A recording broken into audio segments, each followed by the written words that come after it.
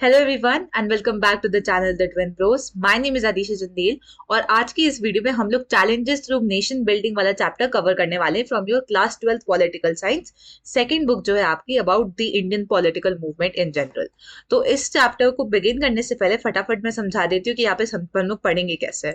तो ये पर्टिकुलर जो चैप्टर है आपको इसका पीडीएफ मिल जाएगा नीचे डिस्क्रिप्शन बॉक्स में। आप इस पीडीएफ को एक्सेस कर सकेंगे। इस पीडीएफ में आप देखेंगे सर्टेन पोर्शन हाईलाइटेड है।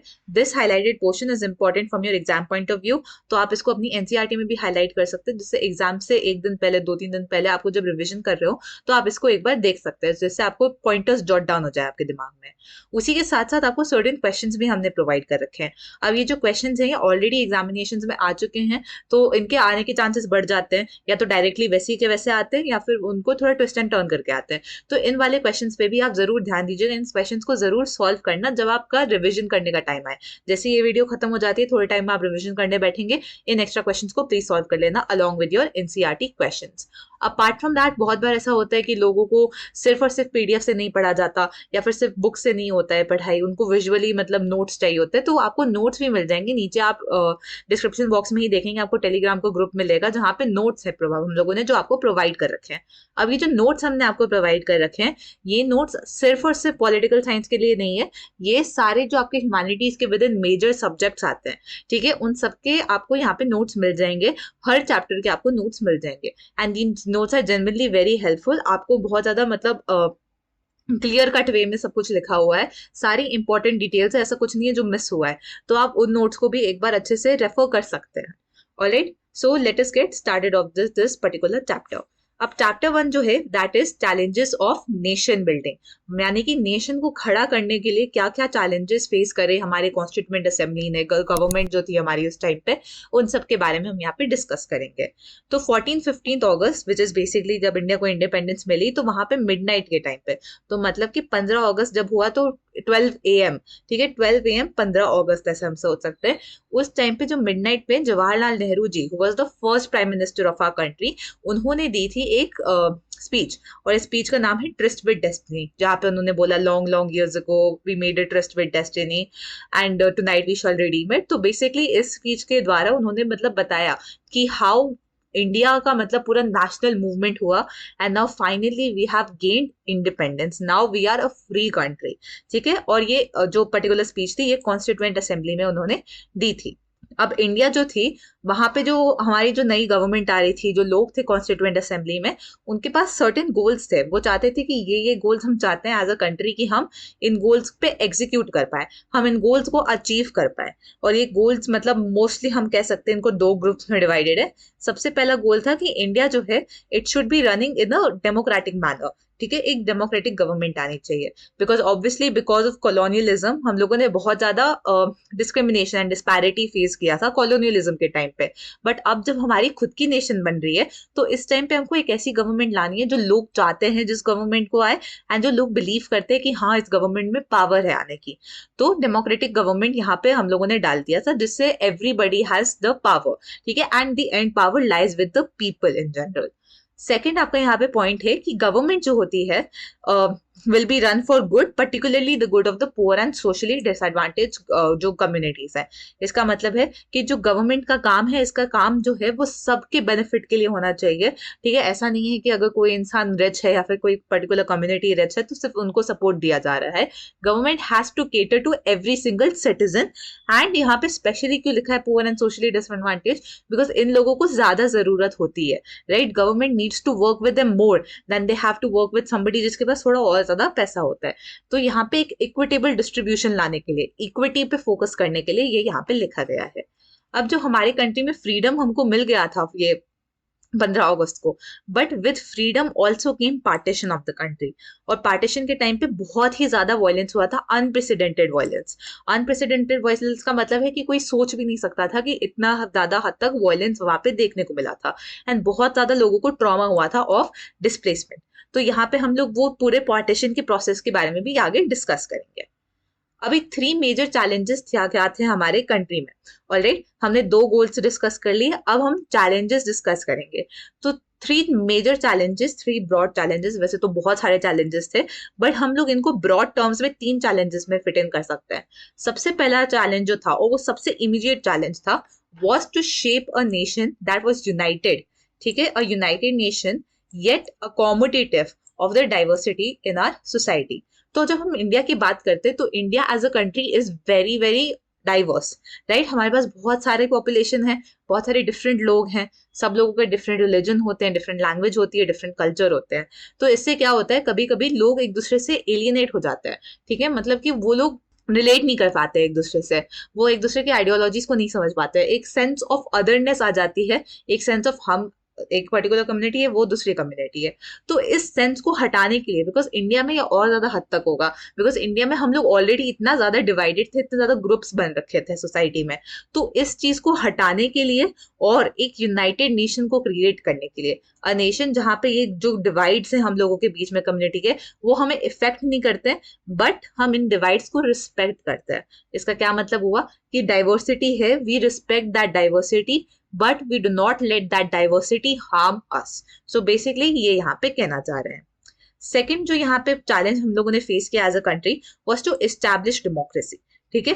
डेमोक्रेसी को एस्टैब्लिश करने के लिए बहुत सारे मेजर्स उठाए गए कॉन्स्टिट्यूशन में, ठीक है। हम लोगों ने फंडामेंटल राइट्स प्रोवाइड कर दिए इंडियन सिटीजन्स को, जिससे कि मतलब कोई भी आपकी जो पावर होती है वो बहुत ज्यादा पावरफुल ना बन पाए। At the end of the day जो सबसे ज्यादा पावरफुल लोग हैं, that is us the people, alright.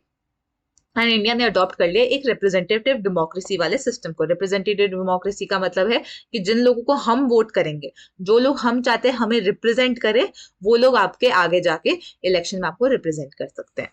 But यहाँ पे बात यहाँ नहीं खत्म होती है। डेमोक्रेसी में एक कॉन्स्टिट्यूशन लाना तो फिर भी आसान काम है, बट डेमोक्रेसी में इंस्टीट्यूशंस क्रिएट करना जो इस डेमोक्रेसी को अपहोल्ड करेंगे, that is a difficult task. तो मतलब कि पार्लियामेंट बनाना, मतलब पार्लियामेंट में क्या क्या प्रोसीजर्स होने चाहिए वो बनाना, इन आइडियाज को प्रोपोगेट करना इतने बड़े लेवल पे, वो सारी चीजों को देखना यहाँ पे जरूरी हो जाता है। थर्ड चैलेंज जो इंडिया में फेस किया था हम लोगों ने स्टार्टिंग में, was to ensure the development and well-being of the entire society and not of some sections। तो इंडिया जो थी उस टाइम पे it was a very poor country, ठीक है। कुछ मतलब 50% से भी ज्यादा पॉपुलेशन हमारी पुअर थी और बहुत छोटी पॉपुलेशन हमारी लिटरेट पॉपुलेशन थी। तो बहुत सारे लोग बहुत ज्यादा इकोनॉमिकली डिसएडवांटेज थे, ऑलराइट। और उससे पहले क्या हुआ था, हम लोगों ने देखा था कि कॉलोनियल रूल के टाइम पे सिर्फ थोड़े लोग थे, सिर्फ थोड़ी कम्युनिटीज थी, जैसे कि जो रिच एकदम आपके लैंडलॉर्ड्स होते थे, जिन लोगों के पास, या फिर इंडस्ट्रियलिस्ट होते थे, या फिर आपके यहाँ पे जो मर्चेंट्स होते थे, तो इन लोगों के पास बहुत सारा पैसा हुआ करता था एंड इन लोगों को बेनिफिट्स प्रोवाइड करती थी कॉलोनियल गवर्नमेंट, ठीक है। कहीं ना किसी वे में कॉलोनियल गवर्नमेंट इन लोगों को बेनिफिट्स प्रोवाइड करती थी एंड वो उनके साथ स्टिक रहते थे। But now that India was a democratic government, यहाँ पे डेमोक्रेटिक रूल लाया जा रहा है and everybody has to be held equal in front of law, ये बेनिफिट्स नहीं प्रोवाइड कर सकते थे and we have to make sure कि सब लोगों के पास इक्वालिटी है। जो तो कॉन्स्टिट्यूशन है हमारा, वहां पे certain directive principle of state policy भी गिवन है। Directive principle of state policy is basically sort of like guidelines जो आपको प्रोवाइड करी जाती है गवर्नमेंट को, कि आप इन इन चीजों पे काम कीजिए। कि हम बिलीव करते हैं कि ये जैसे यूनिफॉर्म सिविल कोड होना चाहिए, इंटरनेशनल पॉलिसीज में हम लोगों को मतलब वर्ल्ड पीस के टुवर्ड्स मूव ऑन करना चाहिए। तो ये ऐसी चीजें हैं जो हम लोग फंडामेंटल ड्यूटी या फिर हम लोग कॉन्स्टिट्यूशन में सीधा नहीं डाल सकते हैं। ये सॉर्ट ऑफ विजन है जो we see for our country in the future. तो ये गाइडलाइंस होती है जो गवर्नमेंट को अचीव करना होता है। तो यहाँ से हमारा यहाँ पे चैप्टर शुरू होता है। ये 3 मेजर हमारे चैलेंजेस थे। इधर आपको सर्टेन यहाँ पे पोएम्स दिख जाएंगे, जैसे कि ये dawn of freedom Faiz Ahmad Faiz के द्वारा, एंड यहाँ पे सर्टेन डिस्क्रिप्शन दे दिया जाएगा। अब ये जो डिस्क्रिप्शन है इसमें कुछ एक्सप्लेनेटरी नहीं है, तो आप इसको खुद पढ़ सकते हैं। अगर कोई डाउट होगा तो कमेंट सेक्शन में जरूर लिख देना। इसी के साथ साथ मोहम्मद अली जिन्ना एंड नेहरू जी की जो स्पीचेस थी in their respective countries after independence, उसके बारे में भी लिखा हुआ है। एंड अगेन इसमें भी कुछ ज्यादा मतलब डिस्क्राइब करने लायक है नहीं यहाँ पे। अमृता प्रीतम जी के बारे में भी आप यहाँ पे पढ़ सकते हैं। नेक्स्ट जो हम लोग शुरू करेंगे इस पार्टीशन के बारे में। तो जब इंडिया इंडिपेंडेंट हुआ उस टाइम पे दो कंट्रीज इंडिपेंडेंट हुई थी, इंडिया एंड पाकिस्तान, राइट। अब ये जो पार्टीशन हुआ था यहाँ पे ड्रॉ किए गए थे हमारे बॉर्डर्स, और ये जो बॉर्डर्स का ड्रॉइंग वाला प्रोसेस था ये बहुत हैफजार्डस था, ठीक है। मतलब यहाँ पे जो बहुत फटाफट से, बहुत मतलब थिंक थ्रू नहीं किया गया था, बस ऐसे ही रैंडमली, ठीक है, कि अच्छा ठीक है यहाँ पे मुस्लिम ज्यादा है तो ये पाकिस्तान में, यहाँ पे हिंदू ज्यादा है यहाँ पे फिर इंडिया में, तो ऐसे करके उन लोगों ने डिवाइड करा गया था, ज्यादा इसमें थॉट प्रोसेस नहीं गया था। उसी के साथ साथ यहाँ पे जो मुस्लिम लीग थी वो प्रपोज कर रही थी theory of two nation, right. The two nation theory basically कहता है कि इंडिया में टू पीपल हैं, Hindus and Muslims, and the two of us can not stay together in one particular country. तो ये जो टू नेशन थ्योरी थी ये मुस्लिम लीग ने प्रपोज की थी, एंड ये इन लोगों का मेन पॉइंट था when they demanded for Pakistan, कि हाँ हम लोग दो डिफरेंट लोग हैं, हम दो डिफरेंट तरीके से सब कुछ हैंडल करते हैं, hence we can not be a country as a whole, तो हमें एक पाकिस्तान चाहिए। ऑलराइट। कांग्रेस जो थी वो हमेशा से अगेंस्ट थी इस आइडिया के, वो नहीं चाहती थी कि इंडिया का डिवीजन हो, एंड पर अनफॉर्चुनेटली 1940s में 1930s में इन दोनों टाइम पीरियड में हम देख सकते हैं कि बहुत सारे पॉलिटिकल डेवलपमेंट्स होते हैं, एंड देन उसके बाद पार्टीशन हो जाता है। तो पार्टीशन जैसे मैंने बताया बहुत हैफजार्डस प्रोसेस था, जहां पे भी आप लोग देखते थे कि मुस्लिम मेजोरिटी थी दैट वाज इन पाकिस्तान, बाकी सारी जो प्लेसेस थी वो इंडिया में थी। But it was not a very easy process, and यहाँ पे ऑब्वियसली बहुत सारे चैलेंजेस आ रहे थे एंड बहुत ज्यादा इश्यूज भी थे। सबसे पहला चैलेंज एंड इश्यू जो था यहाँ पे वाज दैट एक सिंगल एरिया नहीं था जहां पे सारे मुस्लिम रिसाइड कर रहे थे, तो Muslims were obviously spread out in the entire country. उसके साथ साथ जहां जहां पे वो लोग रह रहे थे they were dominated in the western part as well as the eastern part, ठीक है, वेस्टर्न एंड ईस्टर्न पार्ट में। तो पंजाब एंड बंगाल दोनों के साइड में मुस्लिम वाला जो पॉपुलेशन था वो बहुत ज्यादा डोमिनेटेड था। तो यहाँ पे दो बेल्ट्स क्रिएट करी गई, and then they had decided in that time. तो 1971 से पहले Pakistan was it like in two parts, west Pakistan and east Pakistan, और बीच में हमारी इंडिया वाली कंट्री आ जाती है। तो 71 से पहले ये हाल था। Secondly, not all Muslim people wanted to be a part of Pakistan. Not all Muslim people wanted India to partition. ठीक है, तो इसमें सबसे बड़े जो मतलब इसके opposing हम लोग कह सकते हैं, that was Khan Abdul Ghaffar Khan. He is also known as Frontier Gandhi. Alright, और ये नॉर्थ वेस्ट फ्रंटियर प्रोविंस से थे, एंड इन्होंने कहा था कि नहीं, we do not believe in partition, partition नहीं होना चाहिए, पर किसी ने भी इन लोग मतलब इनकी सुनी नहीं, एंड देन अनफॉर्चुनेटली पाकिस्तान और इंडिया का डिवाइड हो जाता है, and he was forced to go to Pakistan. Third problem जो हमारे पास आता है is that Muslim majority provinces of British India, Punjab and Bengal have a lot of region when non-Muslims were in majority.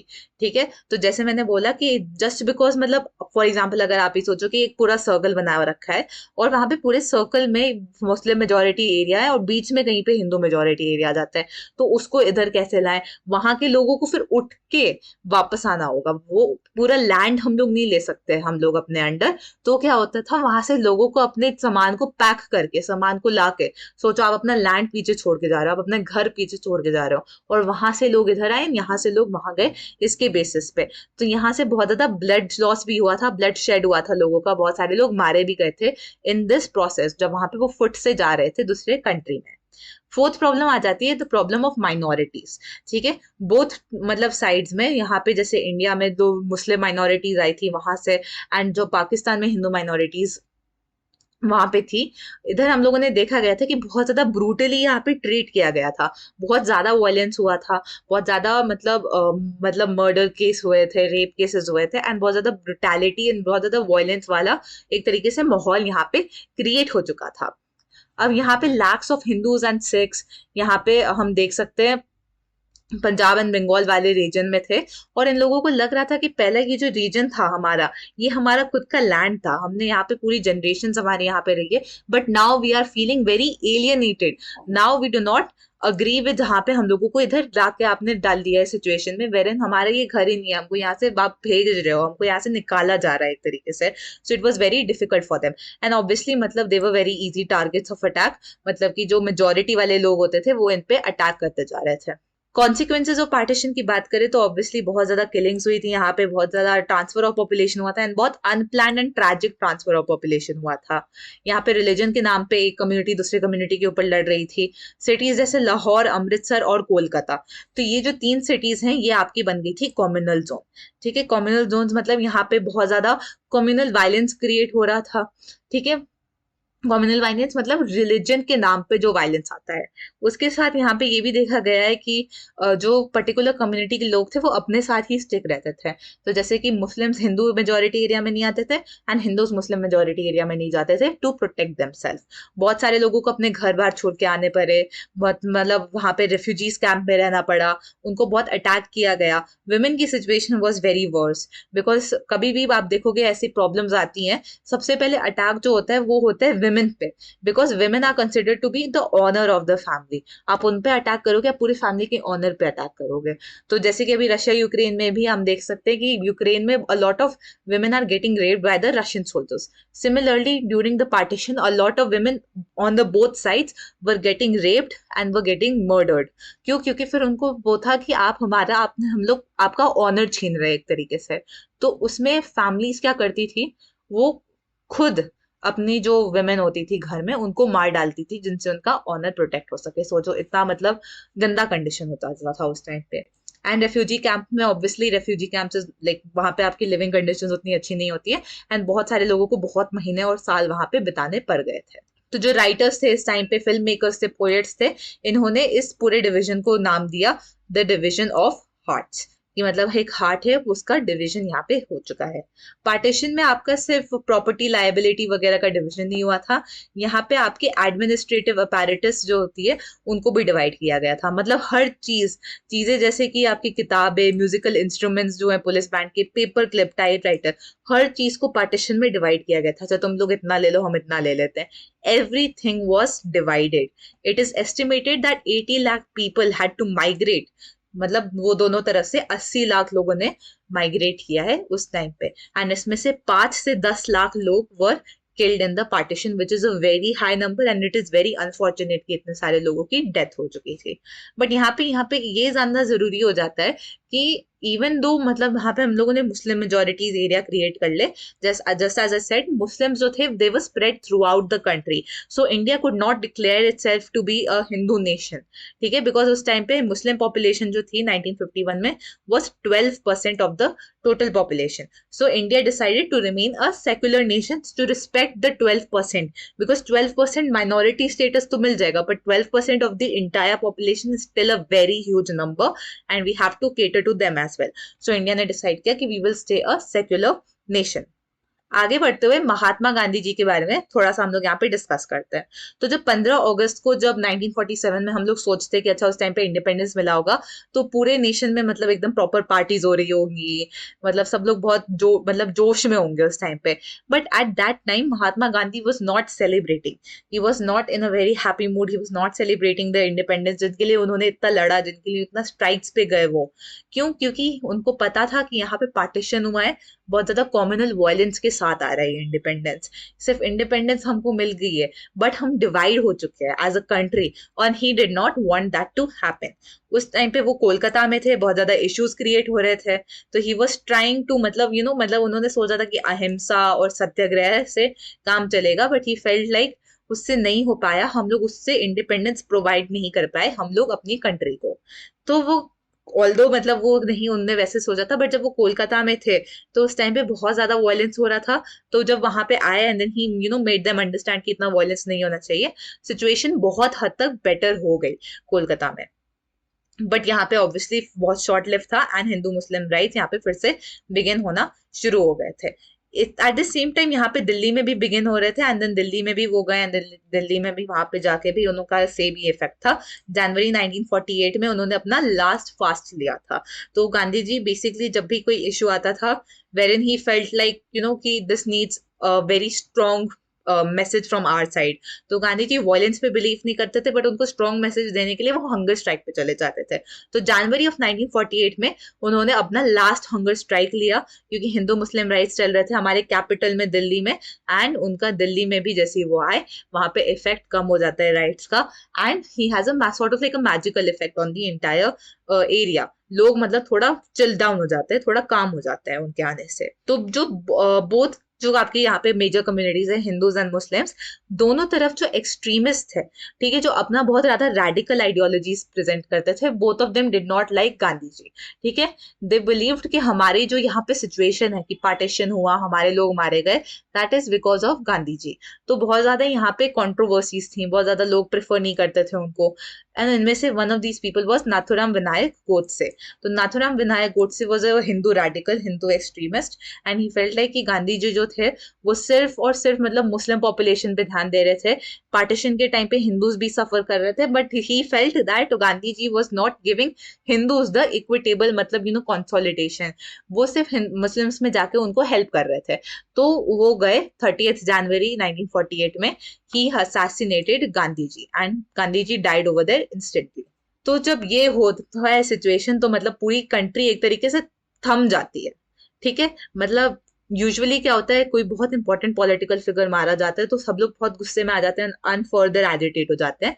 But when Gandhi ji was dead, the entire nation stood still. ठीक है, किसी ने भी मतलब लड़ाई नहीं की, सब लोग एकदम शांत हो गए अचानक से, because everybody felt that loss, because he was the father of the nation, he is the father of the nation। तो यहाँ पे उनकी डेथ से बहुत बड़ा इम्पैक्ट पड़ा था। तो आरएसएस जैसी जो ऑर्गेनाइजेशन थी जो रिलीजन को प्रोपोगेट करती थी, उन सब ऑर्गेनाइजेशन को थोड़े टाइम के लिए बैन कर दिया गया। कॉम्युनल पॉलिटिक्स जो होता है, it lost its appeal because we lost a very important figure in our history. Next topic है हमारा integration of princely states. So basically during the British rule दो टाइप के हमारे यहाँ पे एरियाज होते थे, एक होते थे ब्रिटिश प्रोविंसेस एंड एक होते थे प्रिंसली स्टेट्स। तो जो ब्रिटिश प्रोविंसेस होते थे, ये जैसे ही नाम बोलते हैं, वो ब्रिटिश के अंडर डायरेक्टली आते थे। ऑन दी अदर हैंड बहुत सारी ऐसी छोटी या फिर बड़ी जगह होती थी जो आपकी प्रिंसली स्टेट्स कहलाती थी। प्रिंसली स्टेट्स का मतलब है कि यहाँ पे कोई ना कोई टाइप का किंग क्वीन वगैरह यहाँ पे रूल कर रही है, पर ये जो रूल कर रही है, ये रूल कर रही है इन अकॉर्डिंग्स टू ब्रिटिश नॉर्म्स। ठीक है, मतलब ब्रिटिश जो है वो डिसाइड करते हैं कि ठीक है, इन चीजों के बारे में आप डिसीजंस ले सकते हो, वरना आप हम लोग मोर और लेस आप हमारे अंडर ही आते हो। तो यहाँ पे दो टाइप के लैंड थे, British provinces and princely states. अब ऑब्वियसली जब ब्रिटिश चली जाएगी तो ब्रिटिश प्रोविंसेस जो थे वो सारे इंडिया के अंडर आ जाएंगे, अब वो सब इंडिया का पार्ट बनेंगे। बट ये जो प्रिंसली स्टेट्स थे, इनके पास डिसीजन था इनके ऊपर, एंड बहुत ज्यादा बड़े नंबर में प्रिंसली स्टेट्स थे, 565 princely states. 1 out of 4 Indians lived in a princely state. So सोचो 25% ऑफ हमारी पॉपुलेशन यहाँ पे रह रही थी।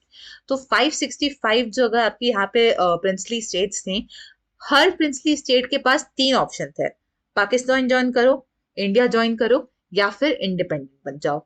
तो ये बहुत एक बड़ा थ्रेट आ गया था हमारे नेशन की यूनिटी पे, because India had already seen partition. It did not want कि पार्टीशन में जो हुआ वो वापस से रिपीट हो, उतना ज्यादा वायलेंस वापस से रिपीट हो। तो this was a very big threat, and यहाँ से प्रॉब्लम्स भी बहुत इमिडिएटली शुरू होती हैं। तो जो ट्रावनकोर था, वो उसने सबसे पहले अनाउंस किया, रूलर ऑफ ट्रावनकोर ने, कि भाई हम लोग तो डिसाइड कर रहे हैं हम इंडिपेंडेंट रहेंगे।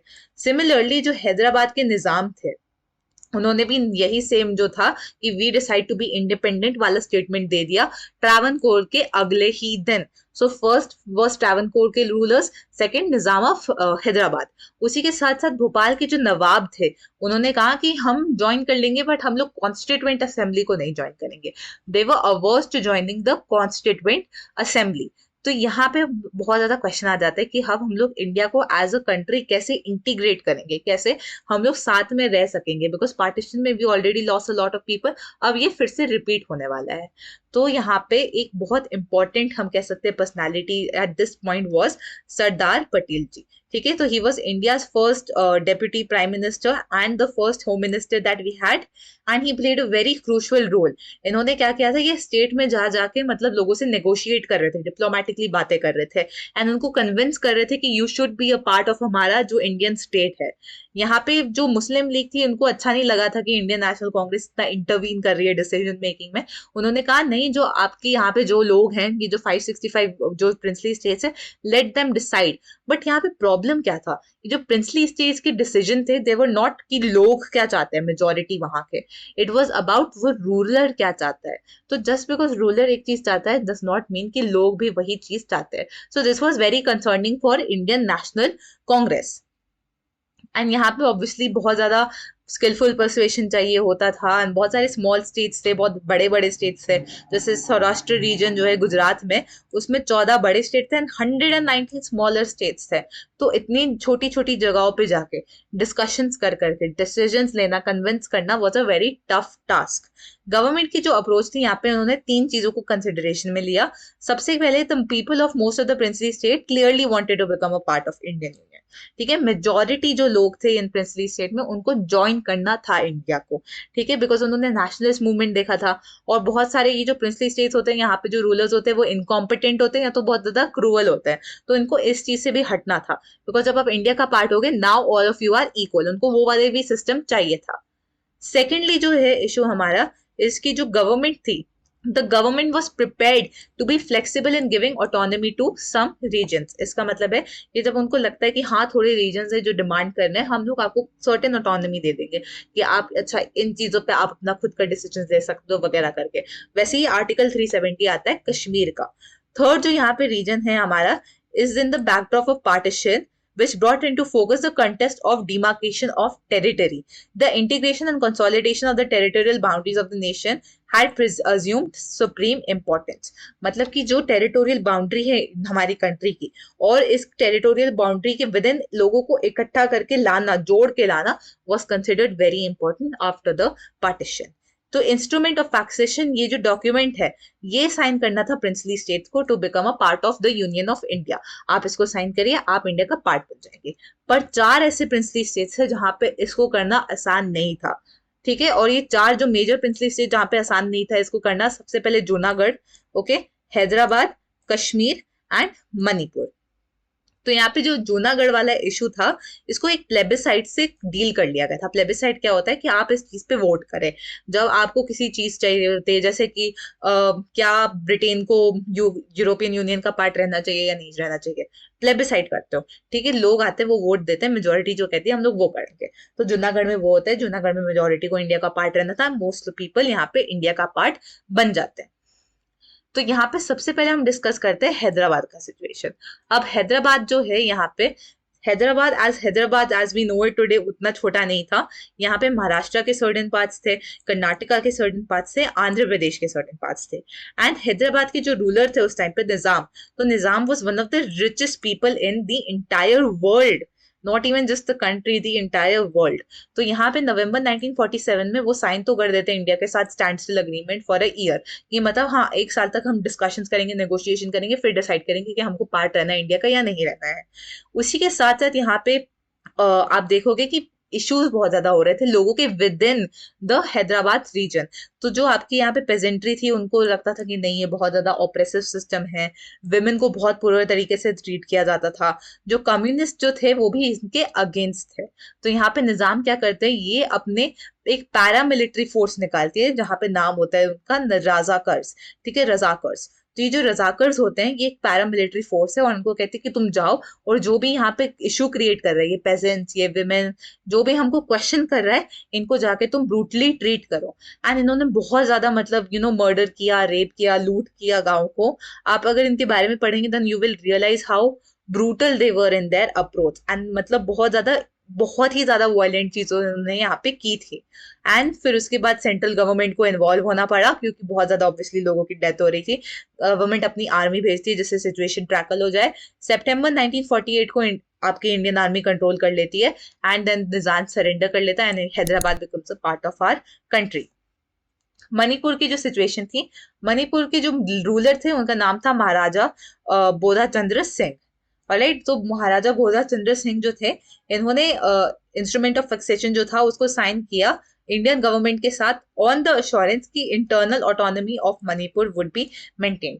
मतलब ये कहीं ना कहीं पे हम लोग जो है वो हम अपना अपना डिसीजन ले लेंगे, पर हम लोग फिर इंडिया का पार्ट बन जाएंगे, जैसे कि हम इंडिया का पार्ट हैं बट सर्टेन चीजें जो हैं वो हमारे अंडर आएगी। तो फिर लोगों का मतलब जो पीपल थे उन्होंने बहुत ज्यादा प्रेशर डाला एंड देन उसके बाद एक पब्लिक ओपिनियन पोल रखा गया एंड जून 1948 में हुआ था ये। And this was the first time जहाँ पे इंडिया में इलेक्शन होल्ड किया गया था, and that too on a basis of universal adult franchise. So the first state in India, the first place in India to hold elections on the basis of universal adult franchise is Manipur. अब यहाँ पे जो legislative assembly थी मणिपुर में, यहाँ पे बहुत सारे डिफरेंट व्यूज थे। थोड़े लोग इंडिया का पार्ट होना चाहते थे एंड बहुत सारे लोग थे जो इंडिया का पार्ट नहीं होना चाहते थे। पर गवर्नमेंट ऑफ इंडिया बहुत एडमेंट थी कि हम चाहते हैं कि मणिपुर एंड बाकी सारी जितनी भी स्टेट्स हो सके वो इंडिया में आए। तो उन्होंने बहुत ज्यादा प्रेशर क्रिएट किया महाराजा बोधा चंद्र सिंह के ऊपर, and then he eventually had to succumb to the pressure and उन्होंने मतलब जो मर्जर एग्रीमेंट है उसको साइन कर दिया सितंबर 1949 में without consulting the legislative assembly. उन्होंने लेजिस्लेटिव असेंबली को कंसल्ट नहीं किया। और मणिपुर में आज भी यहाँ पे देखे जाते हैं लोगों का गुस्सा कि लोगों ने मतलब हमसे कंसल्ट नहीं किया था और हमको फोर्सफुली इंडिया का पार्ट बना दिया है, वो वहां पे ऐसा बिलीव करते हैं। रीऑर्गेनाइजेशन ऑफ स्टेट्स की बात करें तो बेसिकली रीऑर्गेनाइजेशन ऑफ स्टेट्स का मतलब है कि एक बार स्टेट्स क्रिएट हो गई, अब उनको फर्दर हम डिवाइड करें तो क्यों करें, किस बेसिस पे हम लोग डिवाइड करें। तो यहाँ पे कॉलोनियल टाइम के टाइम पे उन्होंने क्या किया था, उन्होंने स्टेट्स को डिवाइड किया था एडमिनिस्ट्रेटिव पर्पस के लिए कि सर्टेन रीजन में यहाँ पे इकोनॉमिकली हम लोग डिवाइड कर लेते हैं, यहाँ पे हम लोग सोशल फ्रैगमेंट्स में डिवाइड कर लेते हैं। उन्होंने बेसिकली ऐसे कहीं पे भी टेरिटरी में लाइन बना दी, उन्होंने बस लाइन बना बना के रीजन्स को डिवाइड कर लिया। ज्यादा उन्होंने सोचा नहीं कि यहाँ पे कौन लोग रह रहे हैं, क्या डेमोग्राफी रह रही है। तो यहाँ पे इंडिया की बात करें अगर हम लोग स्पेसिफिकली, तो स्टार्ट से बहुत सारे लोग चाहते थे कि इंडिया में लिंग्विस्टिक डिविजन्स पे लोग आए, नॉट ऑन रिलीजियस या फिर कोई भी मतलब traditional group community, but language जो आप बोलते हो, क्योंकि बहुत सारी आपकी कम्युनिटीज हो सकती है जो एक ही लैंग्वेज बोलती हो, तो वो चाहते थे कि लैंग्वेज के बेसिस पे आए। बट पार्टीशन के बाद जो कांग्रेस थी एंड जो गवर्नमेंट थी बहुत हद तक वो क्वेश्चन करने लगे कि क्या हमको ये सही करना चाहिए, एंड दे डिसाइडेड कि it was not a very good decision, क्योंकि हम लोगों ने ऑलरेडी पार्टीशन देख लिया जहां पे एक पर्टिकुलर चीज के ऊपर हम लोगों ने कंट्री को डिवाइड कर लिया। शायद से लैंग्वेज के ऊपर भी ये इश्यूज आ सके, शायद से कंट्री और फर्दर डिवाइड हो सके लैंग्वेज की वजह से, and we did not want that. पर ये जो डिसीजन था ये लोगों को पसंद नहीं आया, स्पेसिफिकली पीपल जो आपके यहाँ पे तेलुगु स्पीकिंग रीजन में आ जाते हैं, तमिलनाडु वगैरह के साइड में आ जाते हैं, यहाँ पे उन लोगों को पसंद नहीं आया था एंड विशालांध्र मूवमेंट स्टार्ट होता है। तो विशालांध्र मूवमेंट जो है वो नाम से आप समझ बता सकते हैं, आंध्र प्रदेश के लिए सेपरेट करने के लिए एक ये मूवमेंट था विशालांध्र मूवमेंट। ठीक है, यहाँ पे उन्होंने कहा था कि मद्रास प्रोविंस उस टाइम पे बहुत बड़ा होता था, तो अब हम लोग जानते हैं कि अच्छा चलो तमिलनाडु में most popular language is Tamil, and then उसके बाद हम लोग ऐसे करके डिवीजन कर सकते हैं। बट उस टाइम पे बहुत सारे डिफरेंट लैंग्वेज एक ही उसमें आती थी। तो मद्रास प्रोविंस जो है आपका, यहाँ पे तेलुगु जो स्पीकिंग रीजन थे वो कह रहे थे कि we want to be separated from the Madras province, जहाँ पे वो लोग नहीं बोलते the non Telugu speakers. And इसमें one of the main leaders was Potti Sriramulu who went on a fast. ठीक है, उसने कहा कि मैं फास्ट में जा रहा हूँ till the time I die, till the time आप मेरी डिमांड्स को पूरी नहीं करते हैं। And he was on fast for 56 days and then he died. तो अब इनकी डेथ होती है and people get very agitated, बहुत ज्यादा वायलेंस होता है, and then the government is forced to hear their demands and the prime minister finally announce कि ठीक है Andhra Pradesh is now a state on December of 1952। यहाँ से पूरा रीऑर्गेनाइजेशन प्रोसेस शुरू होता है, बिकॉज दिसंबर 1952 के बाद बहुत और सारी स्टेट्स होती है वो कहती हैं कि हम भी चाहते हैं कि हमारा भी यहाँ पे स्टेट्स जो बने वो लिंग्विस्टिक डिवीजन पे बने। तो 1953 में गवर्नमेंट को बिठानी पड़ जाती है state reorganization commission. State reorganization का जो कमीशन है आपका, उसका काम यही होता है कि हम स्टेट्स को रीऑर्गेनाइज करें। ऐसे कैसे रीऑर्गेनाइज करें कि कंट्री जो है वहां पे यूनिटी भी दिख रही है और कंट्री में हमारी यहाँ पे एक तरीके से डाइवर्सिटी भी दिख रही है। तो बहुत ज्यादा सोच विचार करने के बाद 3 साल बाद वो 1956 में स्टेट रीऑर्गेनाइजेशन एक्ट लाते हैं, एंड उस एक्ट के अंदर 14 स्टेट्स निकलती हैं एंड 6 यूनियन टेरिटरीज निकलती हैं, जो ऑब्वियसली आज के दिन में और ज्यादा नंबर्स में होती जा रही हैं, एंड ये रिजिड नहीं है। ओके, जब हमको मतलब नीड दिखे गवर्नमेंट को, वो स्टेट्स क्रिएट होते जाते हैं।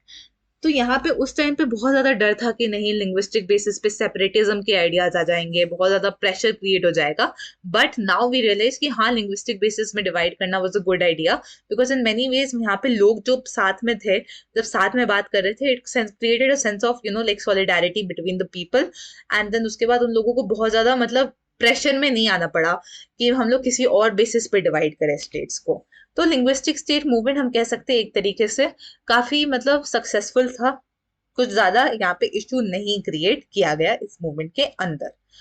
अब यहाँ पे सर्टेन ये जो बॉक्स दे रखा है, ये फाइनल पार्ट है हमारे चैप्टर का। ये जो पर्टिकुलर बॉक्स है ये बहुत ज्यादा इंपॉर्टेंट है, बिकॉज इस बॉक्स में बहुत इंपॉर्टेंट ईयर्स दे रखे हैं। जैसे कि यहाँ पे 1960 में दो मतलब एक स्टेट जो था आपका पूरा महाराष्ट्र का, Bombay state basically, the Bombay state was divided into two parts, Maharashtra and Gujarat. तो ये 1960 है, ये याद कर लीजिएगा। 56 में डिमांड शुरू होती है कि जो पंजाब जो पूरा रीजन था जहाँ पे हरियाणा एंड पंजाब साथ में आता था उसको डिवाइड कर लो। तो यहाँ पे स्टेट ऑफ पंजाब 1966 में फर्दर डिवाइड हो जाता है हरियाणा और पंजाब में। उसी के साथ साथ मेघालय जो था वो असम से निकल के आता है 72 में। ठीक है, मेघालय असम से निकल के आता है 72 में। मणिपुर एंड त्रिपुरा भी सेपरेट हो जाते हैं 72 में ही। मिजोरम एंड अरुणाचल प्रदेश 87 में जाके सेपरेट होते हैं। ठीक है, मिजोरम एंड अरुणाचल प्रदेश 87 में डिफरेंट स्टेट्स बनते हैं। नागालैंड जो था उसको नेहरू जी ने ग्रांट कर दिया था स्टेटहुड इन 1963 में इनको स्टेटहुड दिया जाता है।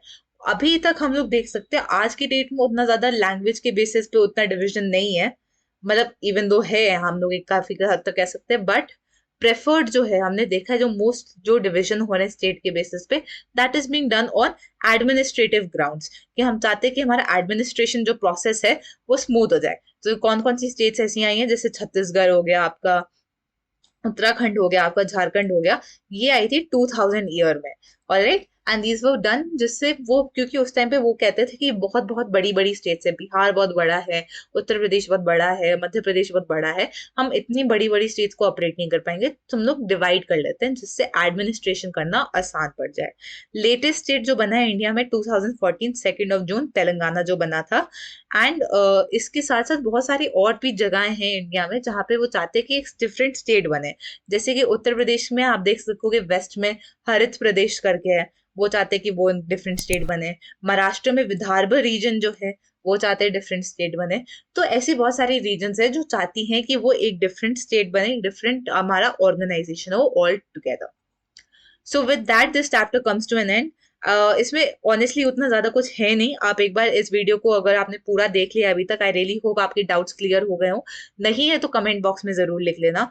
Please do revise this chapter. जो ये इंपॉर्टेंट ईयर्स हैं इन पे फोकस रखिए, एक्स्ट्रा क्वेश्चंस जो दिए गए हैं उन पे फोकस रखिए, एंड फ्लो चार्ट्स बनाने का कोशिश कीजिए। तो आपको नोट्स में भी फ्लो चार्ट्स दिख जाएंगे, तो आप उनको भी रेफर कर सकते हैं। एंड खुद से भी साइड बाय साइड जैसे ये एक्सप्लेनेशन हो रहा था, आप अपना जितना आपको याद है आप उसका फ्लो चार्ट बना सकते हैं। So thank you so much for watching, and keep watching for the next few videos as well. Bye bye.